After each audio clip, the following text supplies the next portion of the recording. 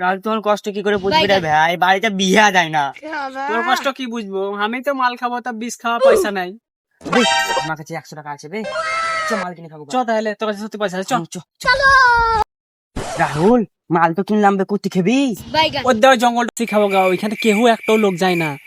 দেরি করিস না, চো। দাঁড়া। ঠিক ঠিক মনে পড়লো আমার, ওইখানে ঝল্লা বুড়ি থাকে, পাড়ার লোক সামনে বলে ওইখানে যাবো না। হ্যাঁ ঝল্লা বলি না, পোক্ত মারি, চ তো যা হবে দেখা যাবে। চ তাহলে।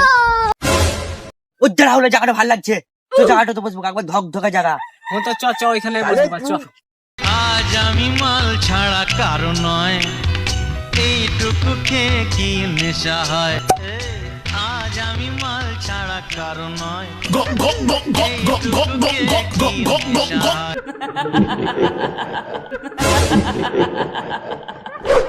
আলামিন রে, তুই কিছু শুনতে পেলি, আমি যা শুনতে পেলাম। শালা আমিও তো শুনতে পেলাম, এই শালা পাঁঠা মুখে ধরা দিল না। দিন দুপুরে স্বপ্ন দেখছে ছোঁড়া ছোঁড়া, কে কিছু আওয়াজ নেই, মাল খেয়ে যাওয়া লাগছে।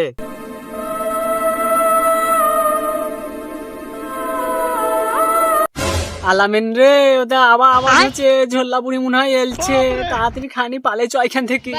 হাট, খালি একই কথা, ঝোল্লা বড়ি না ঝোল্লা বড়ি, পোক্ত মারি।